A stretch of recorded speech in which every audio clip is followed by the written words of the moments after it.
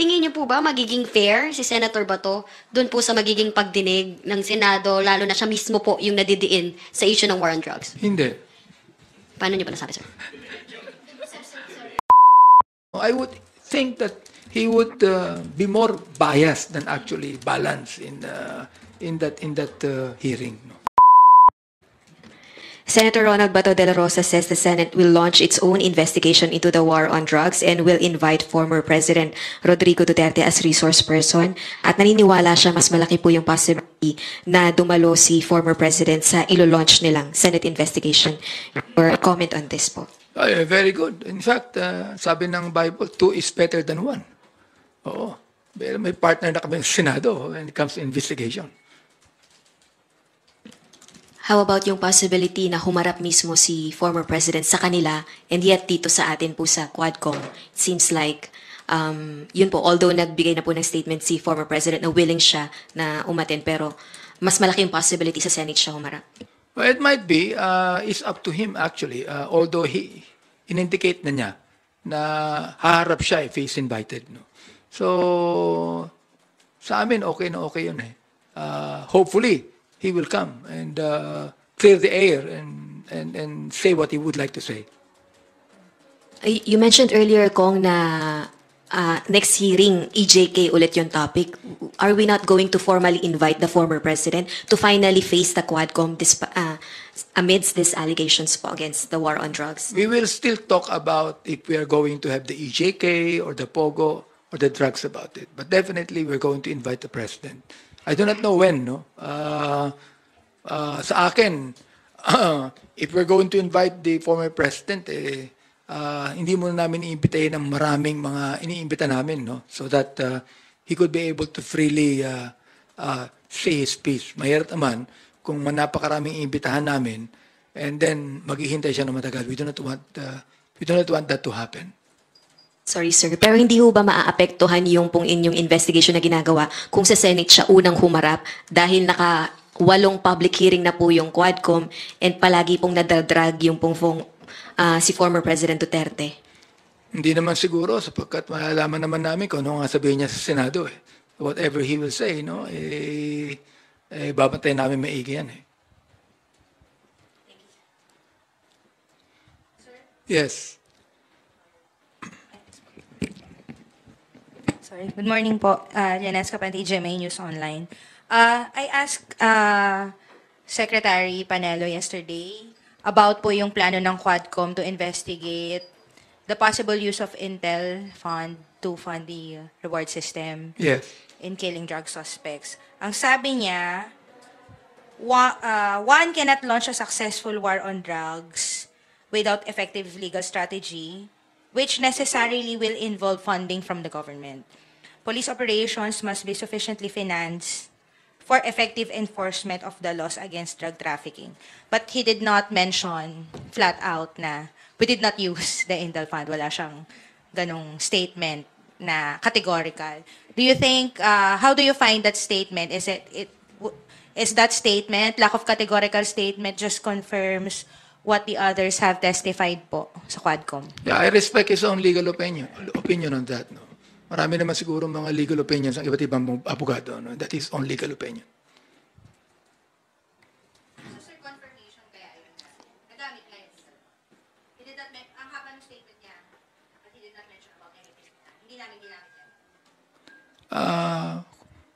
Anong ibig sabihin ng hindi namin ginamit? Kasama siya ron? Sir, kasi I was asking yung possibility na yun nga. I asked him, sir, ginamit mo ba yung Intel Fund? For the police operations as a war on drugs. Hindi niya, dun sa mahaba niyang statement, hindi niya sinabi yung intelligence fund. Palagay ko, it will depend upon our investigation. Sir, sorry. Follow-up lang po dun sa question about Bato. Maglo-launch sila ng sarili nilang investigation po and invite si PRRD. Tingin niyo po ba magiging fair si Senator Bato dun po sa magiging pagdinig ng Senado, lalo na siya mismo po yung nadidiin sa issue ng war on drugs? Hindi. Paano niyo pa nasabi, sir? Well, the thing is, he became the Director General of the Philippine National Police during the time of the former president. No? But just imagine, he was only a brigadier general all of a sudden. Nagdagdagan siya ng star, no? Naging major general siya and naging director general. So I would think that he would be more biased than actually balanced in that hearing. No? Sir, how about po yung mga narco generals? Are you going to invite them? Wala po kasing na-file na case at wala din pong nailutang na evidence. Nabrand po sila dahil close sila sa isang presidential candidate kay former DILG Secretary Marojas na identified doon sa Novotel. Sinabi na pong narco generals agad. Pag amin na pong iimbestigahan ng drugs, dangerous drugs, palagay ko we will now be able to know and invite who the narco generals are. At this point in time, hindi pa masyado naming pinag-uukulan ng pansin yan. Good morning, Kong. Yes. Here, right here. Sir, so are you seeing conflict of interest sa investigasyon ng Senado or their planned investigation dito sa war on drugs? I really do not know if most of the senators would agree to it. No? Sinabi lang yan ng isang senador. So, there might be, but we do not know. No, we still have to wait until such time that will happen. On the details lang po nitong pagtap ng AMLC sa investigasyon ng Quadcom, nag-reach out na po ba ang Quadcom to the AMLC? And on the particulars po, kani-kaninong bank accounts po yung titingnan? For example, dun po ba sa mga involved sa killing, for example, ng 3 Chinese within the Davao Prison and Penal Farm? Or dun sa mga involved kay Wesley Barayuga? We have always invited the AMLC to come and be in our hearing, no? Because of the POGO, yung money trail ng POGO. Hindi pa namin sila natatanong kung yung money trail that happened in the EJK operations. Ngayon pa lang. Kaninong transactions po yung particular Yung transactions? Kaninong particular transactions po yung titingnan, sir?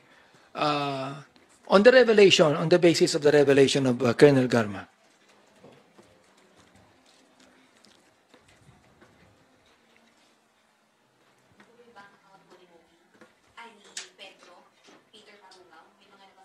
Oo, yung Peter, no? In fact, we are actually looking at the possibility of inviting him to come. Kung sino man yung Peter na yun. Wala nakakakilala kung sino siya.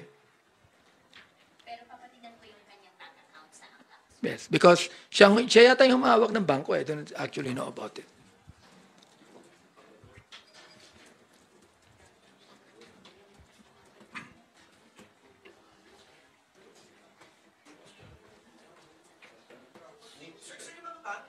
Yung mga banks, papatawag din ba natin? Sir, kasi doon sa affidavit ni Garma, naka-specify yung mga banks eh. May mga banks po na specify doon sa affidavit. Papatawag din po ba natin sila? Hindi yata na-specify ni Garma kung anong bangko. Pero sinabi niya na mayroong bangko. So we're gonna find out kung anong bangko yan. Pag nakita namin, nalaman namin kung anong bangko talaga yan, well, of course, papatawag po namin yan.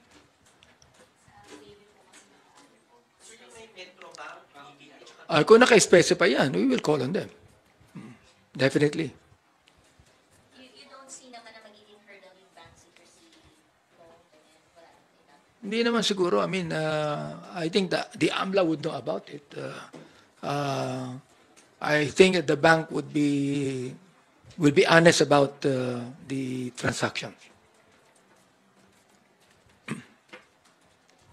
Sir, pero may kasi sir, even yung sa Intel funds, parang hindi pa talaga concrete yung what we know right now. Sa tingin niyo, sir, in the next hearing, malilink na yung possible sources na STL, POGO, and yung Intel funds? Sa tingin niyo, mabubuksan na po doon o medyo... In our hearing, there'll be no let up. No? Ibig sabihin, talagang hindi lang namin tatapusin ito. But we will do everything we can to let the people know kung talagang ano nangyari dyan. Kasi sinimulan na namin eh. And of course, this is about politics, no? The thing is, we would like the people to know na talagang kami gagawin namin na lahat para ma-expose lahat itong mga shenanigans na ito, ma-expose lahat itong mga illegal na gawain ito. Kung may idea na ba ang Quadcom kung doon nga sa nababanggit ni Sandro kanina, Ghost TF or doon sa STL, anong bulk ng money ang pinanggagalingan po? Kung may idea kami, meron, no? Although we cannot say pa definitely kung ano 'yun, no? Kahit nasa Pogo may mga iimbitahan kaming bangko tungkol diyan to be able to find out the money trail. Pero hindi pa ngayon pag pinag-usapan ng GH kasi umaabot kami ng hating gabi, no, just to talk about a certain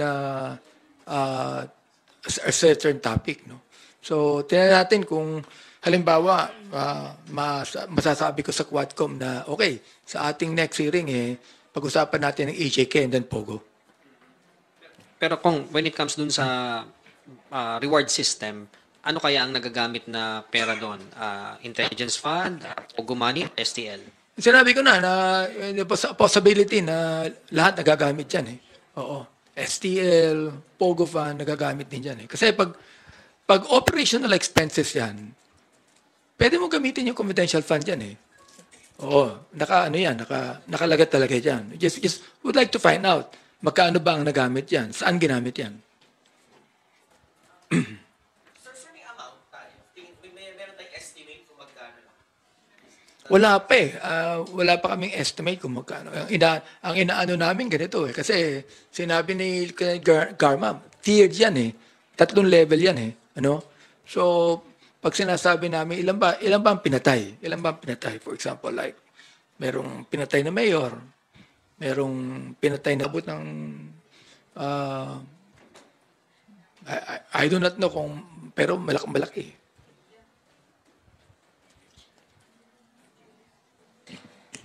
Hi Sir, Mela from PTV po. Sir, yung dalawang bills na final ng Quad Committee Chairman, kailan po kayang masusunod? Kasi nababanggit nyo sa mga pagdinig, marami kayong inaay na panukalang batas na ihain mula dun sa mga natutuklasan nyo sa mga pagdinig. Kailan po kaya yung susunod na magiging paghain ng mga panukala ng Quadcom? At ano-ano yung mga susunod pang panukala na ihahain pa natin mula dun sa mga naungkat natin sa investigasyon? Pinag-aaralan na namin yung pangatlong batas on the espionage bill. Sapagkat medyo malabo yung batas natin ngayon tungkol dyan. No? So pinag-aaralan po namin kung ano ang may dadagdag namin or we could be able to amend the espionage law right now. So I think there's about mga 15 na mga draft bills na ipa-file namin, including the death penalty bill on heinous crimes. Kailan po kaya yung mga susunod, sir, na filing? Hindi ko alam we're still studying it and we're still asking our lawyers to look into it. Umani naman ito ng iba't ibang reaksyon mula sa ating mga netizens. Ayon kay Jam Clancy, with the way Bato handled himself in the Senate investigation on Pastor Apollo Quibuloy, what can we expect from him? Pahayag naman ni Leon Garcia, let's file the cases in court after the Quad Committee hearing.